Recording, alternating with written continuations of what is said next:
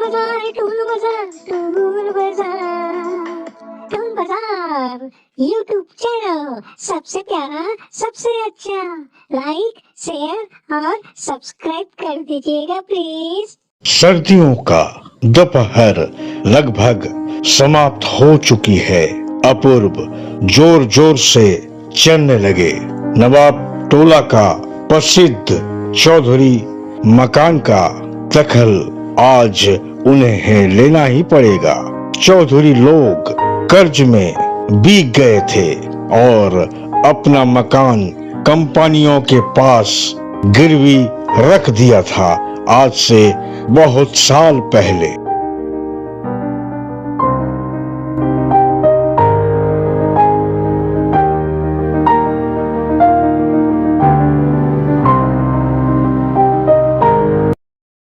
भैया, ओ भैया, अरे आप क्या बता सकते हैं चौधरी का घर कहाँ है?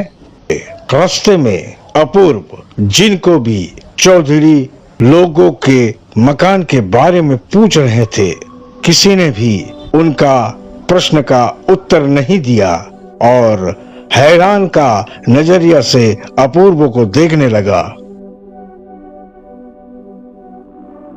गांव का एकदम किनारे पर जब चौधरी का मकान के पास आकर अपूर्व ने पहुंचा, तब सूर्य ढल चुका था, शाम हो चुका था, सब जगह सुनसान।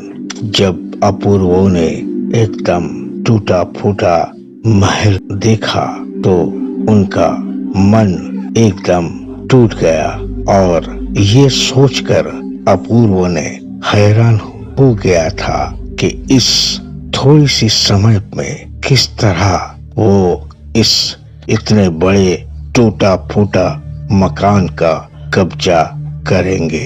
फिर इस तरह सोचते सोचते टूटे फूटे फटक पार कर अपूर्व ने बड़ा दरवाजा का पास आकर जब दरवाजा खटखटाया तो देखा निशब्द सामने आकर एक कंकाल जैसा मूर्ति हाथ में लंठन लिए चुपचाप खड़े थे। अपूर्व ने चौंक उठा और इस कंकाल सा मूर्ति ने कुछ एकदम से बारीक और फुसफुसाती आवाज में कुछ कहा अपूर्व से। शायद ये कंकाल सा मूर्ति इस महल का चौकीदार है। अपूर्व ने उनका पीछे पीछे चलना शुरू किया और चलते समय अपूर्व को सुनने में आया इस चौकीदार कुछ कह रहे थे अपना फुसफुसाती आवाज में। अच्छा हुआ आ गए हैं आप, अभी तो मेरा छुट्टी, अभी मुझे छुट्टी मिलेगा। कितने सालों से मैं इस महल का देखभाल कर रहा हूँ, नहीं तो इस महल का क्या होता, कुछ रहता नहीं इस महल का। तभी तो इस महल को मैं इतने सालों से देखभाल कर रहा हूँ। इस तरह अपूर्व ने गंदा और किस तरह सा सड़ा हुआ बांस और अंधेरों को हटाकर उन चौकीदार का पीछे पीछे चलना शुरू किया और कुछ देर चलने के बाद अपूर्व ने महसूस किया कि घर में वो एकदम सा अकेला है और एक झलक ठंडा हवा घर का अंदर घूम रहा है। इस भरपूर ठंड में भी अपूर्व का शरीर में पसीने की छींटा आना शुरू किया। इस टूटा फूटा विशाल महल का निशब्द परिवेश उनको एकदम सा अनजान कर दे रहा था। इस कदर बहुत देर गुजर गया। अपूर्व ने एक आवाज सुनकर अचानक चौंक गया। बाबू खा लीजिए, कोई डर नहीं, मैं आपका पास ही रहूंगा। चौंक उठा अपूर्व और देखा वो कंकाल जैसा मूर्ति हाथ में खाना लेकर खड़े है।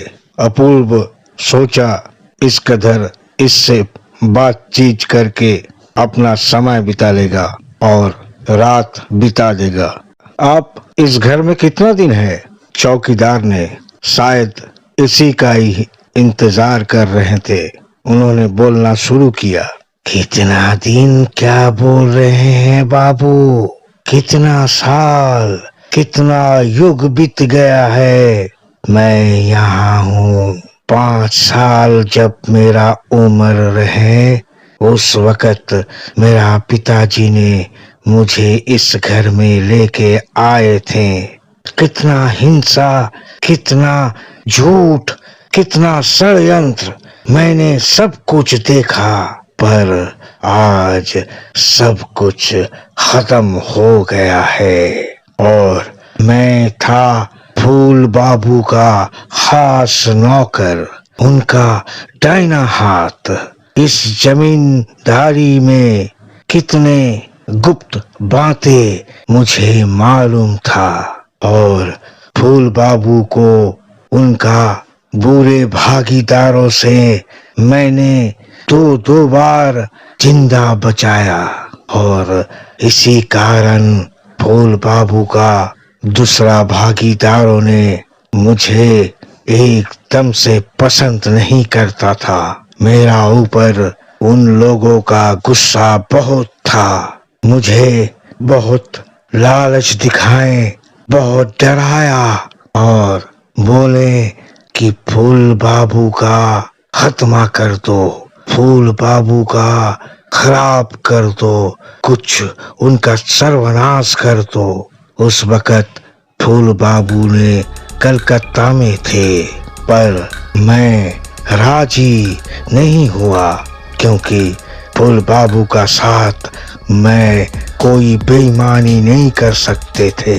मुझे बहुत ललचाया, बहुत डराया, धमकाया, पर मैंने राजी नहीं हुआ।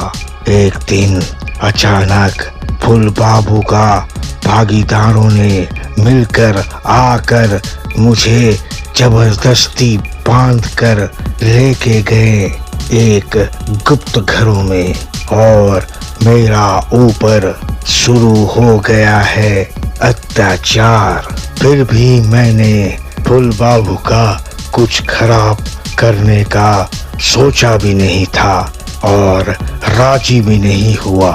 तभी एक दिन जब कलकत्ते से लौटने का वक्त हो गया था फूल बाबू का, तभी फूल बाबू का शरीकों ने, फूल बाबू का भागीदारों ने मुझे बहुत मारा। अपना गुंडे बदमाशों से बहुत मारा मुझे और लोहे का डंडा से मेरा सर पर मारकर मुझे हाथ पैर बांधकर एक बोरे में डालकर लेकर गया है एक तालाब के पास और उस तालाब में मुझे बोरे समेत फेंक दिया है। इस कहानी को सुनकर अपूर्व ने चौंक उठा और आश्चर्य होकर उस चौकीदार से पूछा, अरे अरे क्या बोल रहे हैं आप? आपको मारकर तालाब में फेंक दिया,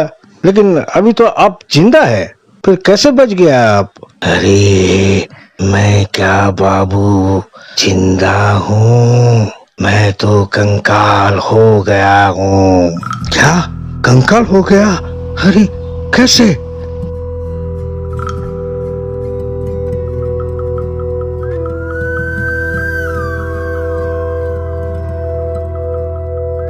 फिर अचानक अपूर्व ने लंठन का रोशनी से देखा, उनका सामने एक कंकाल खड़े है और उनका सर से खून बह रहा है और कंकाल ने हाथ पैर हिलाकर अपूर्व से कुछ बोलने चाह रहे हैं। अपूर्वों ने ये सब देखकर बहुत घबराया और